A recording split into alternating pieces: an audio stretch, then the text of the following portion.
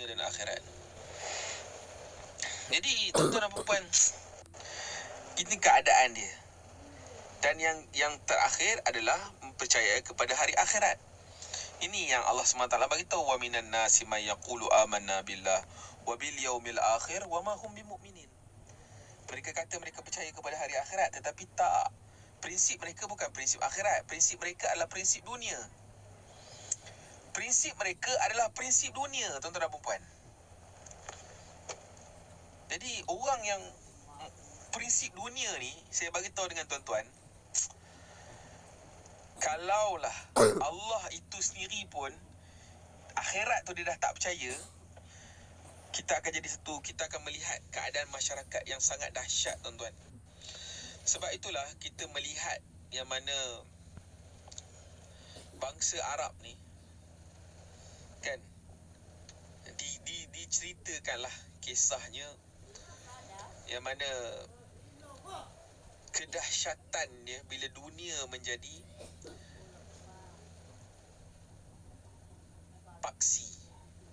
Tuan-tuan, tahu tak? Lebih kurang Nabi beritahu, hubbud dunya ra'sa kulli qati'ah. Cinta dunia ni adalah kepala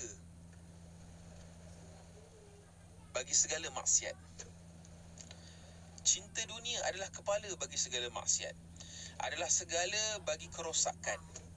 Adalah kepala bagi segala kemusnahan. Dan cinta dunia ni lah yang diajarkan di sekolah-sekolah, yang diajarkan oleh lantikan-lantikan iblis. Di sekolah, di universiti, inilah yang diajarkan.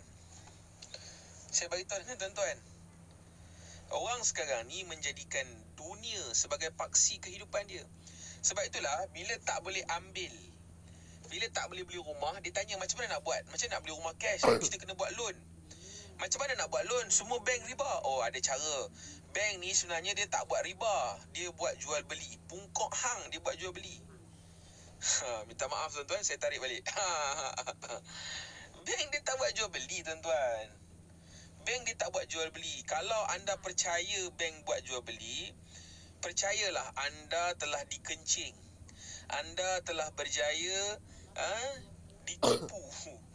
Anda telah berjaya ditipu. Saya beritahu dengan tuan-tuan dan puan, anda telah berjaya ditipu, dikencing, dibuli. Itulah keadaan dia.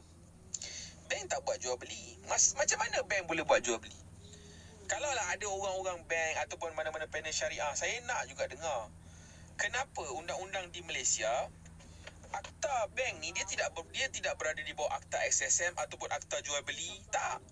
Dia berada di bawah akta lending and borrow. Bank ni dia berada di bawah akta lending and borrow. So, jelas menunjukkan bank dia di bawah akta pinjaman dan hutang. Lending dan borrow. So, kalau anda percaya Islamic banking itu tak terlibat, anda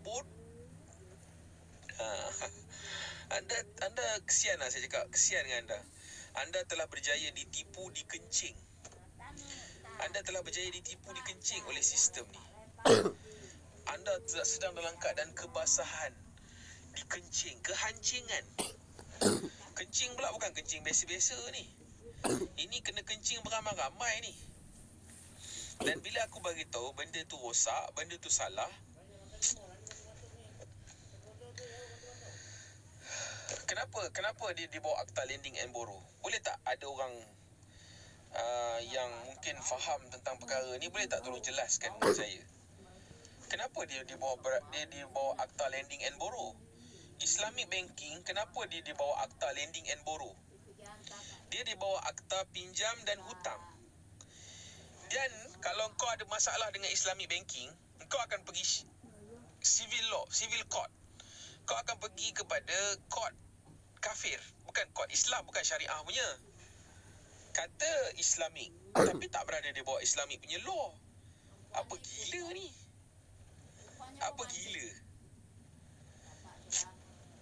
Tuan-tuan, tak payahlah. Saya beritahu dengan tuan-tuan, kita ni dah lama kena tipu. Dah lama kita kena kencing. Korang nak membenarkan riba, korang nak membenarkan kesyirikan, korang nak membenarkan apa saja yang korang nak benarkan, terpulanglah. Apa yang korang nak benarkan tu akan dipertanggungjawabkan kepada diri anda sendiri. Saya bagi tahu untuk mengingatkan, saya bagi tahu untuk supaya kita sedar yang kita ni sedang ditipu dan dikencing. Kan? Sudah-sudahlah. Sampai bila? Sampai bila, tuan-tuan?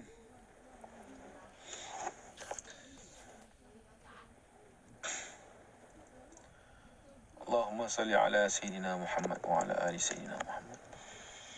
Dan saya nak kena buat satu disclaimer jugalah. Disclaimer apa, tuan-tuan? Saya nak cerita solusi dalam 5 minit terakhir ni. Saya nak bagi tahu, tuan-tuan. Hakikatnya, ke-6 rukun iman yang kita bincangkan tadi, daripada awal tadi, yang mana siapa yang duduk daripada awal, okey, hakikatnya rukun iman yang kita kata kita beriman, hakikatnya kita tak beriman dengan rukun iman. Kita beriman dengan yang bersalahan dengan rukun iman. Ke-6 perkara tu, kita beriman dengan perkara yang bersalahan. Dan saya bagi tahu dengan tuan-tuan, diri saya sendiri tak terlepas daripada sifat kemunafikan. Aku bagi tahu dengan hampa ni. Aku bercakap tentang Islamik itu, Islamik ini. Aku pun ada. Aku pun masih terlibat dengan fiat money. Aku pun masih ada bank. Tapi aku bagi tahu dengan hampa, aku cerita sains sihir. Aku bersembang dalam kereta. Aku bersembang dalam TikTok live. Bukankah itu ciri-ciri munafik? Ya, aku terima. Sebab itu, tuan-tuan, solusi dia adalah taubat dan hijrah. Taubat saja tak memadai. Dia kena hijrah. Dan kalau nak hijrah, dia tak boleh sekadar hijrah. Dia kena buat persiapan untuk hijrah. Kita kena buat persiapan untuk hijrah, meninggalkan sistem ini secara total. Kita tak boleh duduk dalam sistem Yahud Nasara, kemudian kita nak merasakan kita orang beriman. Kita berada dalam sistem Yahud Nasara, kita kena sentiasa aware yang kita berada dalam state of musyrik. Dan saya bagi tahu dengan tuan-tuan, Imam Mahdi dia tidak akan keluar, dia tidak akan dizahirkan oleh Allah dalam keadaan yang mana selagi umat ni tak sedia untuk berhijrah. Allah tak akan pilih mana-mana orang yang dah terpilih tu menjadi imam, dizahirkan keimaman dia selagi kita tak hijrah meninggalkan sistem ni. Sebab kalau imam tu naik dalam keadaan kita masih selesa dalam sistem Yahud Nasara, saya bimbang dia bukan jadi imam Amirul Mukminin, dia akan jadi Amirul Musyrikin. Orang yang nak mengaku-ngaku jadi Imam Mahdi akhir zaman ni banyak, tuan-tuan, ramai. Dan mereka mengajak kepada orang, dia masuk dalam bakul, orang angkat bakul dia ramai-ramai. Tak payah buat hijrah, senang. Mengaku, aku Imam Mahdi, ikutlah aku, senang. Wah, best gila. Best gila. Jadi, saya bagi tahu dengan tuan-tuan, solusi kepada segala permasalahan yang kita berada dalam sistem ni adalah kita kena kembali kepada Allah, taubat. Kembali kepada Allah dalam keadaan bersih dengan bertaubat. Dan taubat ni adalah dengan kita kena tinggalkan sistem Yahud dan Nasara. Dan saya nak bagi tahu dengan tuan-tuan, saya dengan rendah hati, ada perkara-perkara yang memang saya minta maaf, saya tak nak disclose, saya tak nak ceritakan dalam live. Jadi saya kira siapa-siapa yang benar-benar, yang mungkin terbuka, boleh kita berbincang. Sebab akhir zaman ni, tuan-tuan, kita kena gembling tenaga, tuan-tuan. Sebab agama kita ni dah kena hijack. Agama kita dah kena hijack. Sepanjang kewujudan manusia bersolat daripada Nabi Muhammad sampai sekarang, kita tengok zaman Covid ni betapa agama kita kena hijack. Mana ada pernah berlaku dalam sejarah kita semayang jarak-jarak? Mana ada semayang solat Jumaat 3 orang, 4 orang semayang Jumaat? Mana ada? Tak ada. Masuk nak kena scan kepala otak, lepas tu nak kena sign lah, itulah. Agama kita kena hijack, tuan-tuan. Agama yang kita amalkan sekarang ni bukan mengikut apa kehendak Allah. Kita mengikut kehendak dan keperluan manusia. Keperluan hawa nafsu lah sebenarnya. Na'udzubillahi min zalik. Jadi inilah keadaan yang berlaku, tuan-tuan. Saya bagi tahu dengan tuan-tuan dan puan, kepada siapa yang betul-betul berhajat, berminat, jom tuan-tuan. Sebab tadi pun saya ada jumpa orang, kan, walaupun kadang-kadang saya tak sempat nak buat live dalam TikTok dan sebagainya, tapi saya jumpa orang untuk kita sampaikan seruan untuk kita kembali kepada rukun iman, rukun Islam. Bukan nak kembali kepada benda-benda yang pelik-pelik, tuan-tuan. Kita tak ada sembang cerita zikir-zikir apa gelap-gelap ke bercampur lelaki perempuan, tak ada, tuan-tuan. Basic, kembali kepada rukun iman, rukun Islam. Tinggalkan apa yang berlawanan dengan dia. Dan kita kena ajak kepada bertaubat, ajak kepada keberhentian, ajak berhenti daripada melakukan maksiat, ajak berhenti daripada terus-menerus menjadi pelanggan dan penjunjung kepada sistem Yahud dan Nasara ni. Sebab sistem ni dia bukan sekadar sistem dalam sistem kewangan, riba dan sebagainya. Bukan itu saja. Dia menyeluruh, dia dah cover dalam setiap sektor.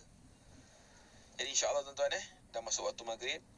Saya minta maaf kalau ada terkasar bahasa. Saya minta maaf kalau ada benda-benda yang tak betul. Jadi saya undur diri dulu.